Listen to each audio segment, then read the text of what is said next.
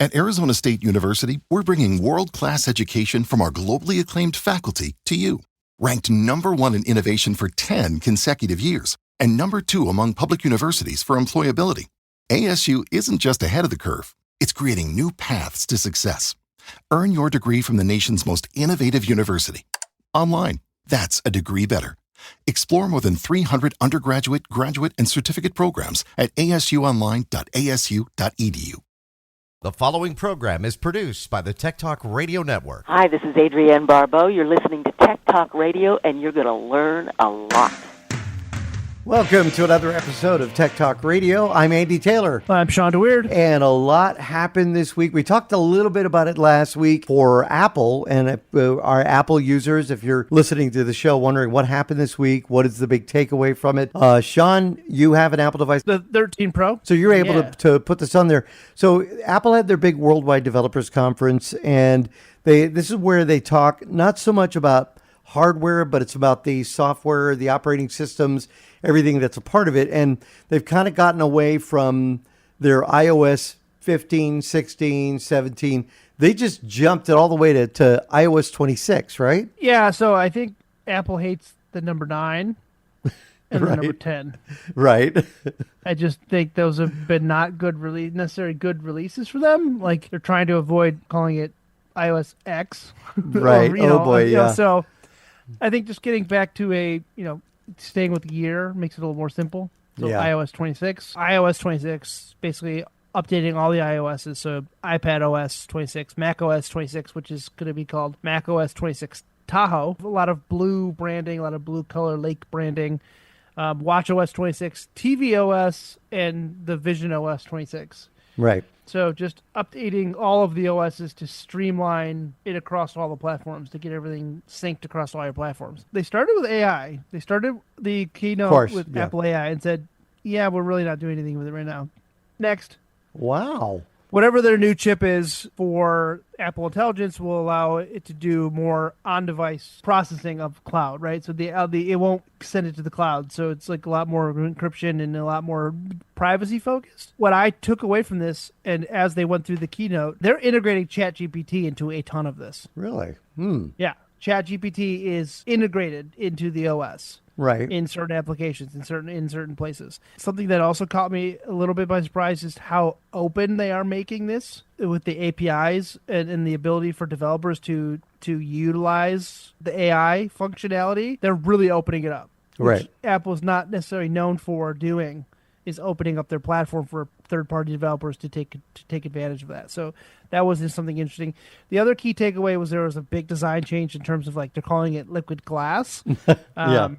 It's design elements, fluid, glass-like, very shiny, rounded corners. As you shift your device basically back and forth, it reflects the surface, so you can see the light reflecting differently off the app icons and stuff. So redesigned apps, updates to the camera app, Safari, the phone app specifically, some organizational changes, some changes on where you search from, battery management changes. What I thought was interesting was that iPhone 11 and later, all the way back to iPhone 11, will get support for iOS 26. It's interesting. I downloaded the developer beta right after the keynote, and it's interesting. The buttons are now round instead of square in some places. The search bar is predominantly always on the screen at the bottom, which is weird for some places. Like when I'm in the messaging app, always at the bottom now instead of being swiping down from the top to get to it. It's just some UI changes that really impact like how you use it. It's interesting. It's just a lot of people. Sean talked about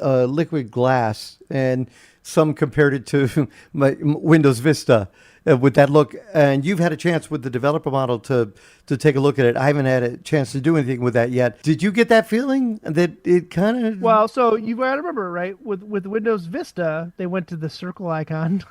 Yeah. They went to the circle start menu. They went to they rounded a lot of the corners of things. They made it all blue.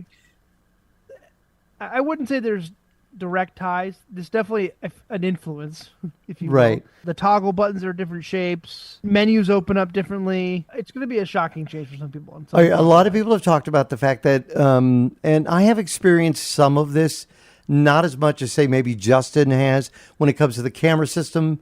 that is on like the Pixel, which I use currently, that the Apple needed to step up its game to compete with what Google was doing. Although I've always thought the camera system on the Apple, iPhones and the iPads were phenomenal. I thought that they were great. Have they kind of addressed that? And you mentioned there is going to be kind of a change to the camera system, but in what respects? Do we know? Not necessarily a change in terms of like what the cameras are capable of. It's just the UI of like simplifying the UI. Mm-hmm. And if you're watching the video, you can see how much more simplified this UI is compared to what it was before. Everything they're utilizing a lot more transparent backgrounds for menus, so that your background follows through. So it's not a translucent background. And you're not having to swipe and slide and all that. But it's like they made things more compact into the middle of the screen. They are using up more real estate for the actual video portion. There are some significant UI changes, right? And so in terms of camera functionality, like what it can do, what it can record, there was no hardware or mechanical changes, right? But it's just all UI and experience. So. Well, now, interesting. One of the when there was a lot of people speculating what was going to be announced, whatnot, one of the other things that was mentioned was battery life. So, you get an iPhone and you may notice over time the battery tends to degrade. It pretty much happens on most devices. As you use it, you put more apps, more stuff's running. They said that there was going to be significant changes to battery life. You haven't experienced that yet because you just got the developers edition on there. Yeah, I mean, I installed it, I think this morning. It was finally installed. And, I mean, I've gone the whole day. I'm at 9% right now. I'm probably going to plug it in here in a second. But it's normal for me. I played a lot of Cookie Run, Witch's Castle earlier. So, I mean, I was playing games on my phone earlier while Max was playing with Legos before we went to bed. But and that eats up a lot of battery. So, I mean, it's not an abnormal change. I did notice at first, when I first did it, it got pretty sluggish. And I was like, oh, man, my phone's going to struggle with this. Oh, boy. Once I did a reboot, it's been fine. But if you're used to the way things look, wait for a while to update when it comes out. I'm not sure when it launches because this was just the keynote yesterday. Usually it's about 3 or 4 months post keynote. Yeah, like maybe September or yeah. I mean, usually it gives the developers a while to get things straightened out. I haven't found any broken apps yet. Like all my apps seem to be working okay. Now, if you want to catch maybe what you missed, you can go to apple.com, and I believe you could still watch the conference there where they talk about some of these significant changes, what liquid glass is and how they're rounding things and, all of that you should be able to find there. But I don't know, is this going to make you maybe decide to upgrade for the next devices, which could be announced maybe September, October? They usually announce the hardware in September. I don't see a reason for me to. I mean, especially now you can go back, right? I have no reason to upgrade, right? I've got the 1 terabyte version of this phone. I know I have maybe still less than half full. Right.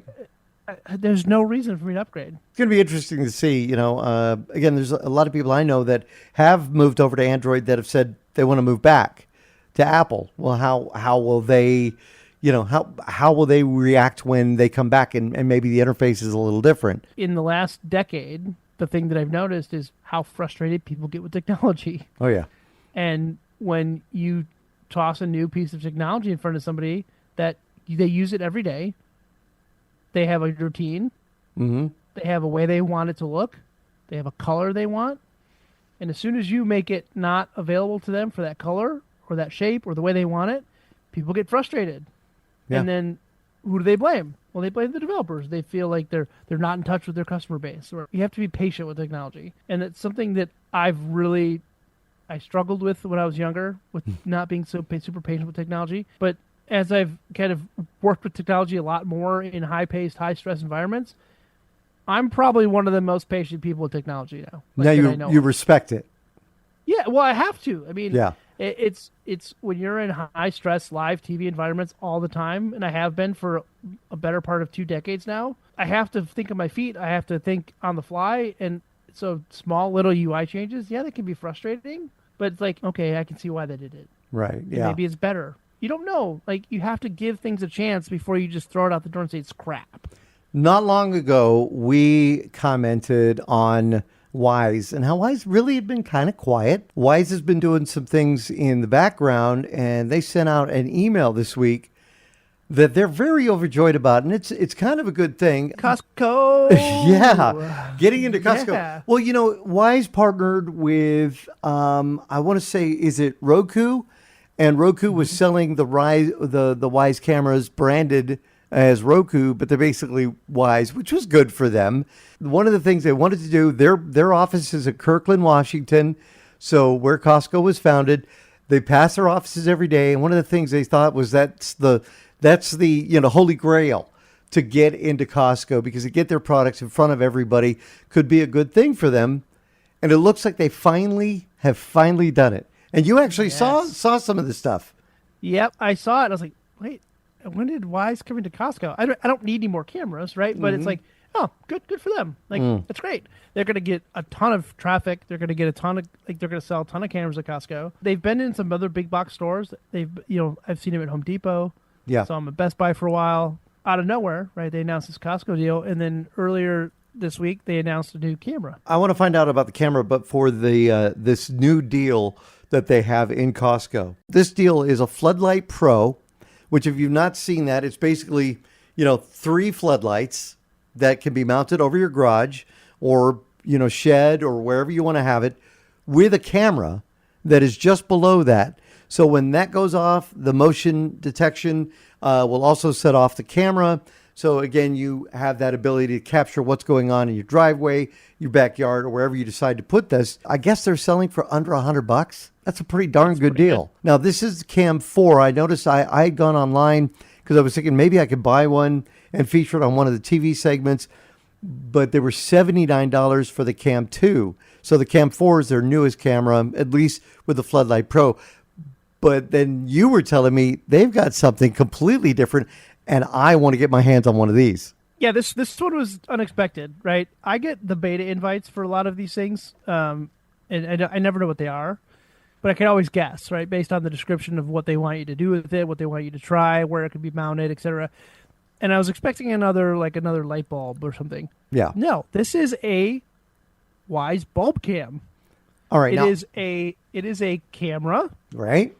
That has a light bulb. Basically, it's the camera and then a cylinder with the light in it, with an LED in it, that has the light bulb screw in it. So you can screw this into your light on your garage or on your outdoor shed or whatever, and then you pull the camera down, and so it can extend below the edge of whatever sconce or whatever you have in it, and it's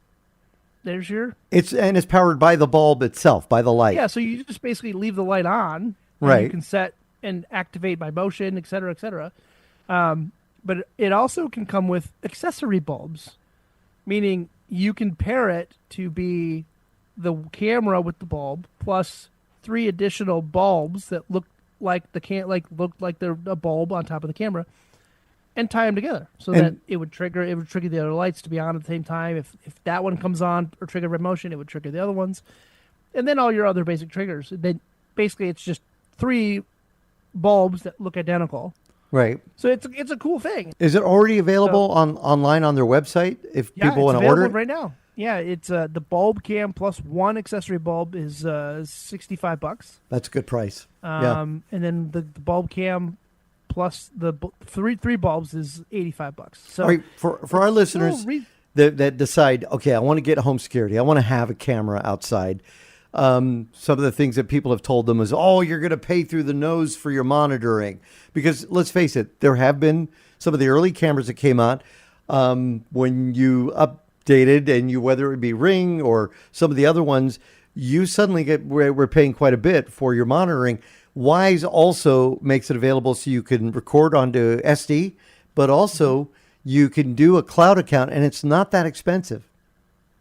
Yeah, so I pay for the Cam Plus Unlimited, which is $99 a year. Right. And I get any number. Basically, if I get a camera, I can subscribe it to Cam Plus. Now, I don't subscribe for the home monitoring. So, like, if the alarm goes off or it triggers motion, it's going to call the police. I don't pay for any of that. Right. That's enough for me, right? I get the unlimited cloud recording, records to the SD card during events. it's satisfied my need. Now, everybody's need or everybody wants is different, but that price for me is worth it for the 1 year. I think I've got 8 cameras total. They're not all plugged in all the time. I move them around. I put one outside. I've got 2 of the outdoor ones, which I take when I'm traveling, which is nice because I can set it up, connect it to my mobile TP-Link router, connect it to my phone, and see, and it'll record events if I needed to, like if I had an issue or if I wanted to feel a little more secure at my campsite.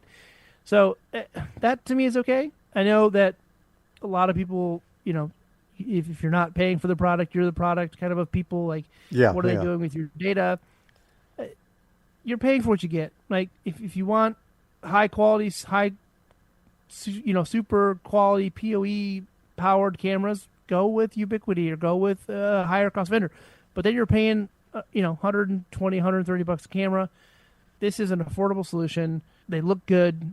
I don't know. I'm satisfied with it. Again, you can find out more at wyze.com. All right, listener email. We got an email in from Don in Phoenix.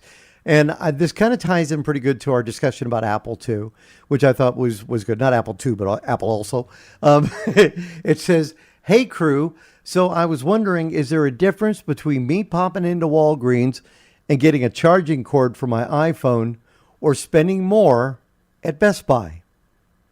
And then signed Don in Phoenix. Because, I've been in that situation too, where like you suddenly are looking at the shelves, you might see a markdown of a lightning cord or even USB-C you could find there, and I always think, well, that's pretty good. $5, $6. You go into a big box store that sells them, or an electronics store, or even your phone vendor itself, and you might find you're spending $25 on it.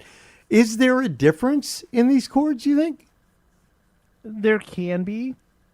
I mean, more often than not, the cheap ones are just, here's power, there you go. Yeah. Right? Some of the more expensive ones might have a smart chip inside that allows it to change the voltage based on what you're plugged into.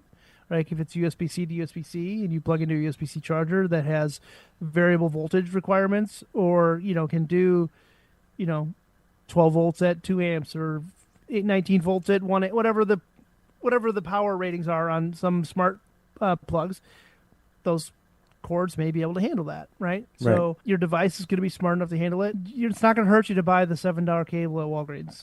If it works, it works. Right. It might not be high quality, and if you have it in your car, it might tear apart, it might break, it might get beat up relatively quickly. I've always had success buying like a Belkin. Yeah, Belkins are good. Not no-name brand, but a brand name that's somewhat reliable. And if you buy like the braided ones that are a little bit more stiffer, I bought a 2-pack for me and Kate, and one for each of our cars, and they've been in there for a couple of months and they've been fine. Like if the Apple ones, they have that the rubbery material that they're made out of that breaks down over time, starts to crack as it bends, and then it frays at the end, and then it kind of just deteriorates after that. So there's no difference in buying from Walgreens or a big box store, just the quality. Mm-hmm.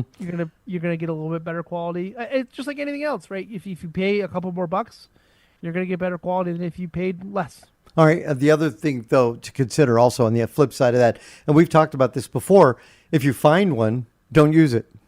If you we've mentioned that before.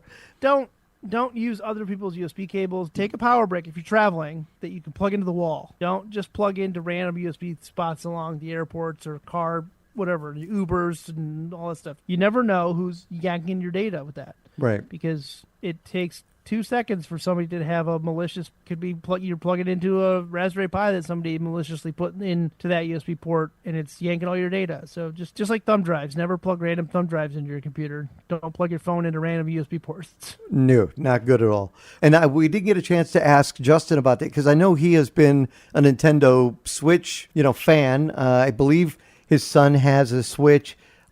Switch 2 is now out. Did you get one? Did you order one? No, interested. It kind of peeved some people, right? Their price point was a little high. A little. It was, yes. I think it's $549 for like the Mario Kart bundle. They peeved some people with some of their user agreement changes. They peeved some people with their virtual game cartridge Right. stuff where if you buy a virtual game, you have to download the virtual game cartridge for it to play, to work. Broken some of people's games that have transferred their data over. The Mario Kart game looks incredible. I'm going to get a chance to play it this weekend. My buddy Steve got one, and we're going camping this weekend. I told him because it's probably going to rain, bring your Switch. So we'll probably play some Mario Kart this weekend. I'm hoping he gets the Donkey Kong. I want to know how that one is, because I was always a big fan of Donkey Kong. But I mean, other than that, it's been interesting to see how the product was delivered, because a lot of people were peeved about how it was delivered. I heard they were apparently it wasn't packed very well. Green was face up against the back of the cardboard. Right. So like people were reporting, dings and nicks and stuff in terms of like if the cardboard box got hit just right, it could break the screen. Or they were stapling invoices to the box. Yeah, GameStop. And it was stapling it to the screen. Putting it in the bag and like stapling the receipt to the bag, they were just stapling it to the front of the box. Right. But when people opened up their box, there's 2 little fang marks in their screen that's now ruined. Not good. It was a GameStop somewhere in Staten Island, New York, or somewhere in New York, New Jersey. Yeah, a dozen or so customers or more. I don't even know how many. Here's the box. Yep. Stapled it right to the box, not thinking anything. No, nobody. Who would have known that? Nobody would have known exactly. That. So it's yeah. Why would you staple it to the box? That's silly. But again, no fault of the people at GameStop. It's just an unfortunate Just the way it got shipped out. That made really good internet. All right, here's one. Let's see if we fit one more question in before we go to break here from Steven in Tucson.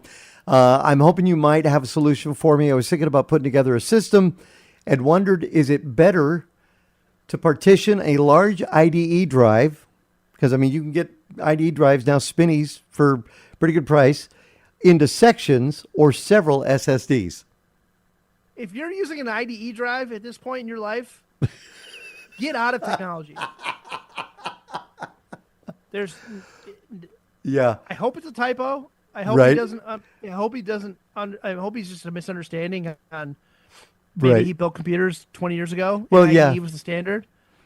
That's what I'm thinking. Please upgrade to a SATA drive. All right, Stephen, we're going to assume that maybe you meant SATA. All right, so if he's talking about a large SATA drive. Yeah, so you're talking, okay, they make 16, 20 terabyte drives now, right? Yeah. I just build one partition for my drives. That's it, yeah. I've never felt a need to partition it for something different. Now, if you're into virtual machines or if you're into that type of stuff where you need dedicated space for certain virtual machines, then yeah, but there's no reason. Like, I've got 6 drives in this machine, I think, between my games, photos, videos. They're all just on separate drives. Aren't you using a NAS as well? Yeah, I have a NAS. I've got a 4-bay Synology DS29 something. Right. It's populated with 4 Western Digital 4 terabyte Western Digital Reds. And I think it's running, total capacity is like 10 terabytes, drive redundant. So I can have one drive fail. Right. And get it back. So, I mean, if you're, I backed up all my stuff. I went through when I got it, I literally documented, here's the hard drive. Here's what was on it. Here's what size it was. Here's the serial number. Did I back it up? Yes. Now it's stored. It's in cold storage. It's just in a bin with all my other drives. And yeah, I think I've got about 6 terabytes total on it. So he doesn't need to partition off that SATA or I don't think so. I mean, unless another listener that maybe works with hard drives sees why he should partition it. I mean, Windows and Mac and some Linux builds will automatically partition drives for certain things. So I've not ever partitioned it for something other than just raw storage. There you go. All right, coming up, we have got special guests with us. Selena Fragasi is a music columnist who has written a book all about Alanis Morissette. It's called Alanis 30 Years of Jagged Little Pill. This week marked the 30-year anniversary of the release of her album, Jagged Little Pill, which has been turned into a Broadway play. And, of course, so many songs came off that album. And we wanted to talk about the passion of wanting to write a book and how easy is it really these days with being able to. Now, she's been around a long time. She has a couple other books under her belt. But how easy it is, if you have an idea and a passion, you can write a book about it. Also, Tom Arnold going to be joining us. Tom Arnold, who is a cybersecurity expert, is going to talk about the downsides to giving your kid a tablet, whether it be an iPad or an Android, And while you're cooking in the kitchen or cleaning, giving them the tablet saying, here, go ahead and entertain yourself, amuse yourself, and why that is so dangerous. So we're going to talk to Tom Arnold about that when it comes to your kids as well. You have kids. I mean, I've got the grandkid that comes over. Tablets, do you use those at all? So we've decided as a family unit to not do any tablets at all. There's a small scenario when we're traveling or we're camping. We'll put movies on the iPad so that we can watch them in the camper, so that when Max is getting ready for bed, we can say, here, you can just watch this watch this video for a little while. But we're not giving it to him in the car. Mm-hmm. We're not giving it to him unabated at home, where he doesn't have access to it on his own. And we think that there are other things he can do with his time if we're doing something like he's interested in Legos. He loves puzzles. Right. He can read a book. There are other things that are just much more mentally stimulating than watching a tablet. Absolutely. And a lot of parents do that. So hopefully Tom Arnold will shed some light on why this is not a good idea. That is coming up. There's security issues as well for yourself and the family that we'll talk about. With more of Tech Talk Radio, I'm Andy Taylor. I'm Sean DeWord. You can find us on the World Wide Web, techtalkradio.com. We'll be right back. Now, back to Tech Talk Radio. Being a parent, 6 times over, and being a grandparent is a lot of fun. And we've seen technology come around. When, I was first a parent, we really didn't have any kind of super technology, not like we have today. No. And that has changed quite a bit. And with that, though, there are also some things to consider. And Tom Arnold is the author of a book, a best-selling book on Amazon, The Digital Detective, First Intervention, and joins us on Tech Talk Radio. Tom, it's great to talk to you. Thank you very much. Thank you for having me on. We've seen technology really grow in the last, 20, 25 years, but it's also grown with the dangers that we bring into our homes. And that is something that you have taken a look at. And you said something needs to change. Parents need to understand. Yeah, exactly. And, it really has evolved. I mean, the concept of cybercrime in its own right, back in 1992, when the first internet sites were starting to sell things online, didn't even exist. Yeah. It was assumed that if somebody had a credit card and could give us a valid credit card, well, it must be them, right? Yeah, exactly. And that led to a very famous Peter Steiner cartoon in the New Yorker in 1993 that says, on the internet, nobody knows you're a dog. Good point, and right? That is the flat-out reality, both sides. Yeah. The customer and the merchant. Nobody knows you're a dog. The customer and the person they're communicating with. Nobody knows you're a dog, if you would. Now, Tom, you're a cybersecurity expert and digital forensics educator as well, and you've actually advised the United States Secret Service on some of these things as they were learning as well. Yep. What made you decide that you wanted to get into this line of work? Well, in the earliest days, when I took you back to 1992, friends of mine and colleagues had this great concept of selling software online and providing digital downloads of software. It seems very straightforward. Today, we wouldn't bat an eye at this. Everything comes that way. Yeah. Okay. But back then, it was quite a problem. And it was quite a problem to, you had the problem of piracy. You'd sell one piece of software, but that piece of software was used 50 times. Exactly. You had the problem with fraud. You didn't know that it was a dog. You were, you sold a piece of software thinking you're making money and it's not. And in my earliest career, way back when, I was a policeman. Mm-hmm. I actually arrested people for fraud. And so I said, I am going to try to solve that. 6 patents later, they all assigned to other companies on fraud detection and the like. That was sort of the genesis of getting involved with the earliest days of cybercrime, to answer your question. Were you still a Leo when the internet was growing? I mean, did you still see fraud, or no, it hadn't come about till years later? No, I left law enforcement in 1986. So computers were big. They had punch cards to program them and all that sort of wonderful stuff. The concept of the internet, I did work for NASA during the earliest days of the ARPANET. And the team that was building the ARPANET was in my building, and I worked in an ancillary project with them. So Milo Medine and several people I could name that were doing the ARPANET, which of course evolved into the internet. Now, Tom, I know that you decided to put together the Digital Detective First Intervention after having an experience where you didn't think it was all that dangerous, and then you found out a little differently. Yeah, there were really sort of two events that came up that caused me to think about a better way to educate. One is I've been teaching at University of Nevada, Las Vegas, and at Cal State University at the time, and I've always been, teaching the topic of cybercrime detection, those sorts of things.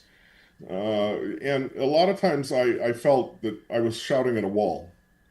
And so the concept evolved when roughly 2.5 years ago now, my 7-year-old grandson was playing a very popular video game. Now, both of his parents are very high in the cybersecurity field. One of them is a director for one of the big companies in Washington, Washington State, in cybersecurity. And the other one is well educated in cybersecurity as well. So all the parental controls were active on this game. Good. And it's really not to fault the game. But if you think about it, what makes cybercrime so unique is the ability of a criminal to look orthogonally at a problem to solve it. Yeah. And in this situation, during the game, an avatar appeared to my grandson, held up a sign that said, "What's your name and where are you?" Wow. Holding up a sign. Wow. Okay? And, who would have thunk at that point in time? Now, my grandson was smart enough to run to mom at that point because they had a very close bonded relationship, and mom's not going to get pissed off at the kid. This is not necessarily the kid's fault. And it's a game that is really commonly used. So that was the number one event that I said, how do I try to get that bond between parents and their children over cybersecurity? The next event that took place that led me to start the Digital Detective was basically another family where at a Halloween sort of family gathering sort of thingy, she makes the comment to me that she finds it easier to talk to her kids about sex than cybersecurity. Wow. And I thought, okay, help is needed here. Absolutely. So my concept was to develop a story, develop characters that might be likable by the kids, and to build a book structure that was a 9 and over reader, sort of a first chapter reader. So it's a first chapter reader, it's pretty big in size, physical size. But it's all double spaced, so it makes it really easy. And believe it or not, I would say 80% of the reviews, there's 40 reviews on Amazon right now on it. And if you read those, they love the fact that it's double spaced for their old tired eyes. That's perfect. And I think, okay, that's not my primary audience, but I'll take it. It's like, that's not where I was going, but hey, that's good. That's not where I'm going. Yeah. But, if I'm educating the parents and the grandparents, that's okay. If I try to my objective is really to try to tighten that bond with the kids, right, and help educate the kids. And the kids find it fun reading about the topics. And so the book really is an introduction to the Digital Detective, a 14-year-old hero and a 14-year-old heroine as well with him, right, a real powerful girl. And so they end up taking on cyber terrorism, which is a category that is way out there. Okay. The next story, which I hope to have out in January, is, believe it or not, I'm going to try to do it as lightly as I can, is going to take on sextortion and human trafficking. Yeah. Something we don't like to talk about, that, but the fact is it happens, and it happens every day. Oh, yeah. That if somebody can find a way to make money off somebody else's downfall, they will. And that's... Absolutely. Yeah. Oh, boy. No. And it's almost like an extension of cyberbullying. I'm sorry to talk over you there, but it's an extension of cyberbullying. There's two other concepts that I'm really trying to profess. And that is that there's two different things. You have friends online. And in one of your earlier shows, you actually talked about this. You're in a chat group on Instagram with your 5 known friends. Yep. It's really them. That's friends online. Then there's this thing called online friends.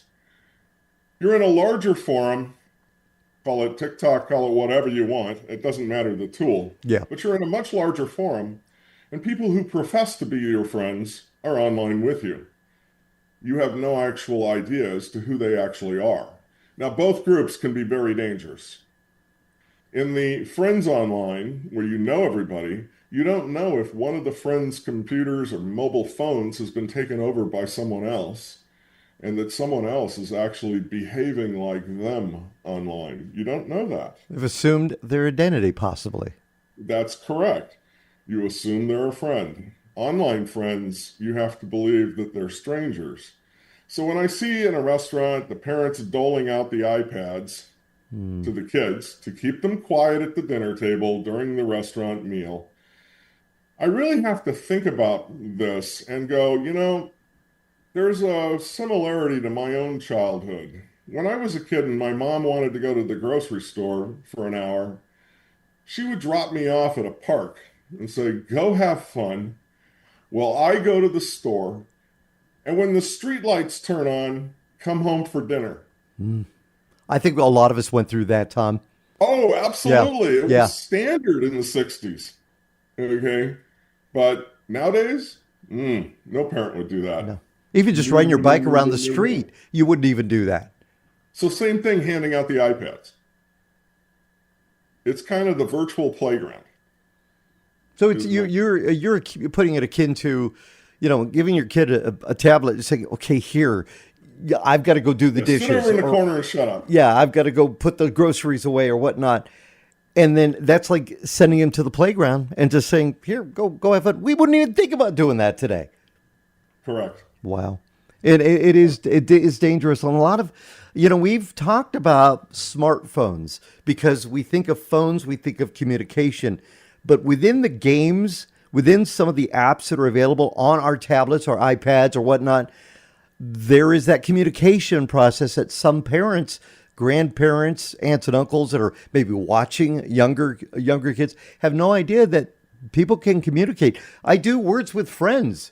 People send me notifications on that. Now, they don't know how old I am. So, again, people can still communicate within some of these games. Yeah, you can create a complete sort of false identity of yourself, and that's why I refer to them as avatars. It's an avatar of you. It doesn't mean that you're doing something wrong. I mean, that's sort of the intent. Here's my avatar, okay? It's my alter ego, whatever. When we had Tatiana Jordan on talking about her Bark technologies and stuff, we think about parental controls. Justin uses one of those services as well. That is not the end all, is it? No. That's my point about holding up the sign. Yeah. You're talking about an avatar in a game who's going to hold up a sign, which is an allowed sort of feature of the game.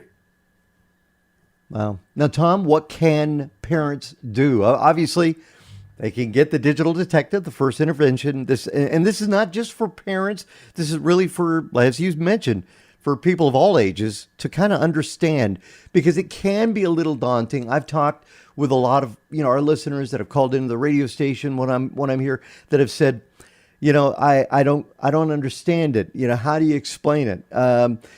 What can a parent or somebody that is a caregiver do to help understand this? I think there's a few major points in this, even though you yourself or the person themselves, the parent, may not be, super technically adept, if you would. I think private information is still private information, and still sort of teaching kids what that term actually means, okay? It can mean the name of the family dog. That can be utilized by a bullier who wants to bully someone, okay? All of that information gets built up. So maintaining private information private and sort of always enforcing to the kids what exactly that is. It's not just username and password. It's not just their name and address. It's much more than that. And they have to really be conscious of that. If they're on a game or in a chat session, what sort of information they release into the chat session. Oh, my family, we're all away on a vacation. It's so boring. My parents, blah, blah, blah. What a boring time I'm having Right. online with all my buddies here.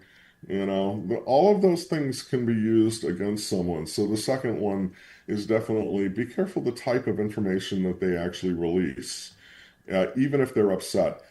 The third thing I think is major, and where technology is concerned, I actually believe that the parents and the kids have to have an agreement between them that this is open territory for them to talk in.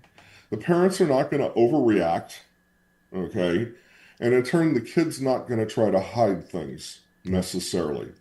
So if something bad shows up, artificial intelligence today is a whole other topic as to how it's affecting things like sextortion. Mm-hmm. You're able to actually build images that really do look like the person. Yeah. And use that for sextortion.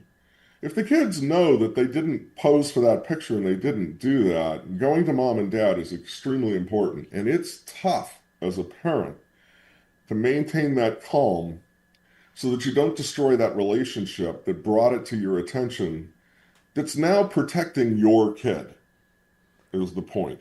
Well, Okay? I That's want the to, other thing. Tom, I want to say something too, and I've thought about this as well.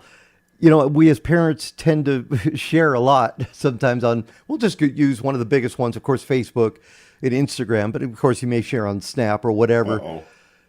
But when the parents share this information on social media, those that, stranger danger, that want to do harm and want to bring kids in or find kids to traffic, they can Right. use that information. Oh, look, they lost a dog back some years ago. Let's talk about how I lived down the street and I remember their dog. And they create that bond with that child, and suddenly the child thinks it's a friend that knew mom and dad and has been around for a while. That information we put as parents online can also be dangerous for our children. Absolutely true. Yeah. And don't underestimate the fact that the parents are at risk as well by themselves. Yeah. We're talking about kids, okay, and the bond with kids, okay, because they're neophytes in the woods. There's a significant percentage of neophytes in the woods that are also parents. True. Which is also, a challenge. I guess the final thing to state is staying close to what's happening in general as far as the games and making certain parental controls are extremely important, and having those controls up. Knowing how to reach the game provider in some way, shape, or form. Knowing that I call them video games, Yeah. but games can actually be used to recruit people for fringe organizations. It's well documented that Al-Qaeda even uses this. Yep. Cartels have been using them as well. Cartels use it, and right-wing groups are just as bad. The fringe groups on either side, okay? So having to sort of educate the kids to this so they don't get pulled into that situation is another problem, and that's what they need to keep up on as sort of my fourth.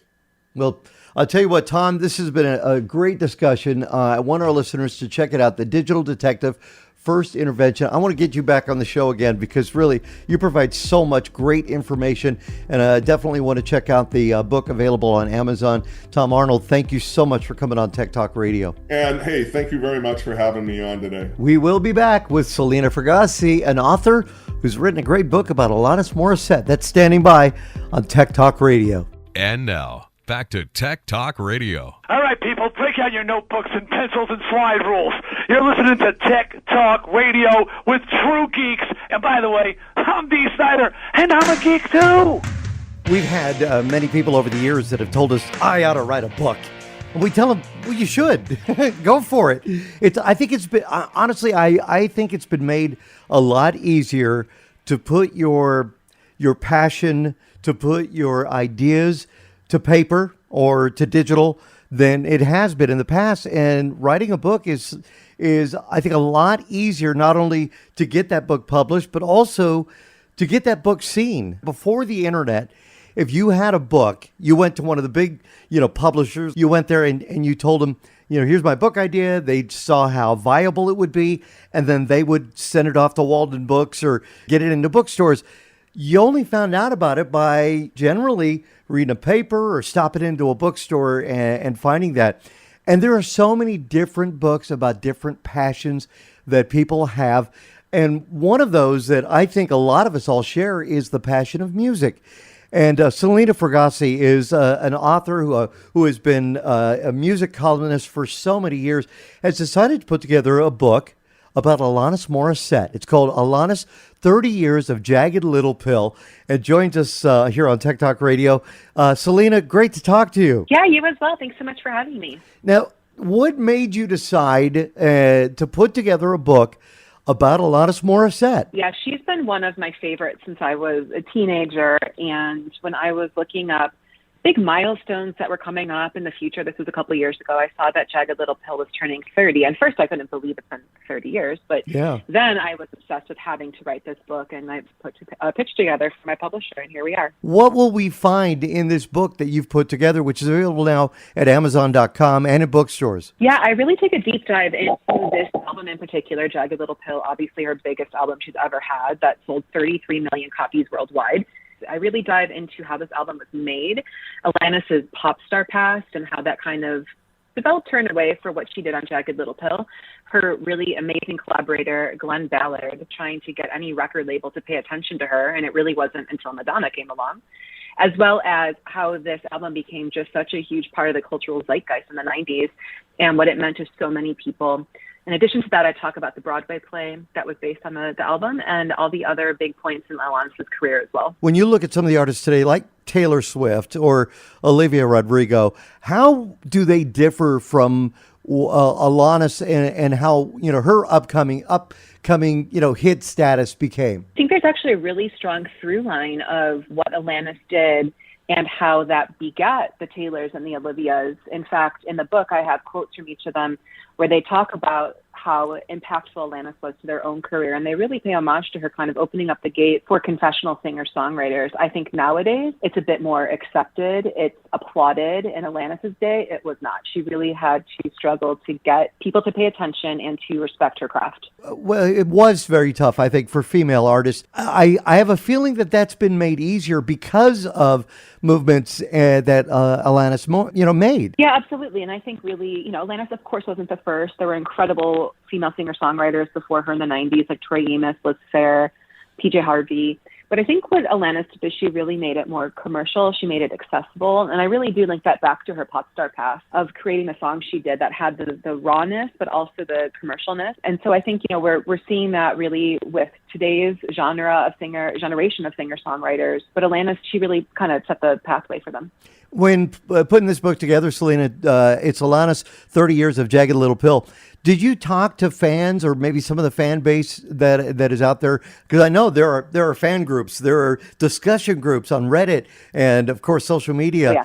Did you talk to some of them to find out why they were attracted to her music and which ones really rang true for them? Yeah, absolutely. I definitely looked at a ton of Reddit boards and social media to kind of get the pulse on, how Alanis is perceived today.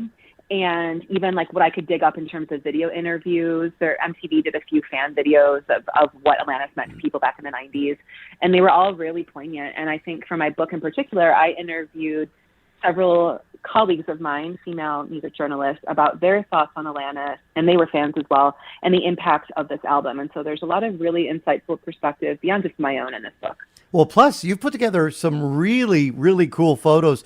Some of these that are rarely seen in putting this together, that had to be, being a fan yourself of Alanis, that had to be kind of a lot of fun to go through and decide, okay, we're going to put this in. But then you get to a point you go, oh gosh, maybe I'll do a second book. How do you decide? Yeah, right? How do you decide what to include in it? Yeah, I have to give big props to the team at my publishers, Quarto. They put together the design of the book. I absolutely love what they did, including that cover. It's a total roadmap. It's a, magic eye kind of, it's an incredible cover. I highly suggest people check that out in itself before digging into the book. But we went through the photos together, and just made sure that it was really representative of what was being talked about in the book. And like you said, some photos that, are kind of rarer. Yeah. But I think there could be so many follow-ups on this topic for sure. Do you have a song, Selena, that kind of, like mine, I'll be honest, my favorite has got to be Ironic. Do you have a favorite that stand out for you? I do, and it's changed since doing this book. I think I probably would have said You Ought to Know, like many people, before writing this book. After writing this book, my favorite is Right Through You.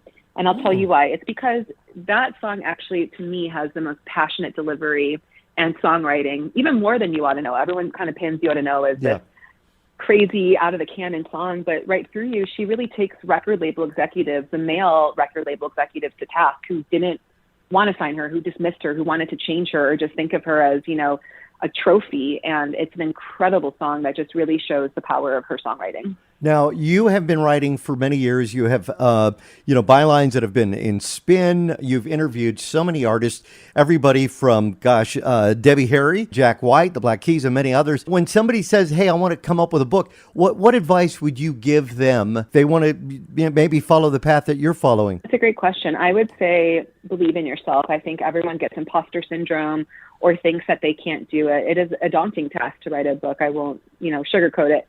But it is so rewarding in the end. And I think, if you are really passionate about a topic, that will come through in the writing. And the other piece of advice I would say is plan ahead and take your time.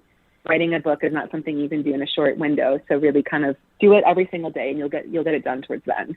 And what about getting to the publisher? Was that a bit of a challenge for you? Or did you have that set up before you really started putting, I'm going to say pen to paper, but I know that's not how it works anymore. Yeah, actually, I had a relationship with this publisher before the Atlantis book. I have 2 other books out previously. Mm-hmm. And they actually approached me. And so we had built this relationship. But with every book I want to do, I have to give a very detailed pitch to them. So you kind of have to sell the story for someone else to care about it and give you the green light. So really that's where that kind of passion comes in. All right. Given that this book is now available, matter of fact, it came out earlier this week, and then it's also the anniversary back in 1995 of the release of Jagged Little Pill. So it's a big week. Have you been able to get word back from Alanis as far as how she's felt about the book? Has she been able to pre-read it? Her team does have copies. They requested it, and I haven't heard back since. So I hope she likes it. I hope she really, takes it in the intent it was, which was to celebrate her and this incredible album that is still resonates so much with so many people, including myself. Well, I have a feeling that she really will. And our listeners can definitely check this out. It's available on Amazon.com. It's in the bookstores. Alanis, 30 Years of Jagged Little Pill. Selena Fragossi, thank you so much for coming on the show. And some great advice, though, for those budding writers out there. And for those that love music, they definitely want to check this one out. Thank you again. Thank you so much, Andy. I appreciate it. We'll have more of Tech Talk Radio. Find us on the World Wide Web at TechtalkRadio.com and subscribe to our YouTube page, youtube.com/Tech Talk Radio. And now, back to Tech Talk Radio. Hey, this is Harold Perrineau, and you're listening to the Geeks on the Radio, Tech Talk Radio. We were supposed to have this week on the show the filmmakers behind a brand new documentary called Going Postal, The Legacy Foretold. And I know you tried the game. You tried, the latest one? Did you do the original when it came out? Yeah, I think Justin and I had played it together at some point. It's just one of those quirky shooter games. It really is. First-person shooter game, but it at the time, it's one everybody was talking about some of the violence in video games and how bad it was. And Vince Desi, who is from Tucson, as a matter of fact, who had his offices based here, they were interviewed. They even put out a movie. I don't know if you know that there's a movie called Postal. And I went to the premiere of it. It wasn't one of the greatest films of all time, but his company, Running with Scissors, put this game out. And it's cool because Rick Hunter is a friend of mine. Actually, 3 of the voices we know: Corey Cruz, Rick Hunter, and John St. James, of course, the voice of Duke Nukem, are voices in the most recent Postal game. I asked Rick if he's in the documentary, and he said, yeah, I am. He said it was taped about a year and a half ago, and he had an 1800s mustache. He said, with a curly. He said, I look like an idiot. Either way, the movie is now available for you to check out on Apple and Amazon. You can rent it there.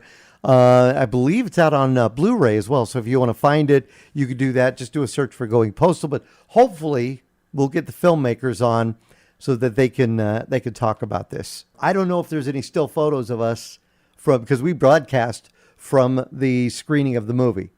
So, I mean, there we could always end up in there because we were out there broadcasting live. So that could be pretty cool.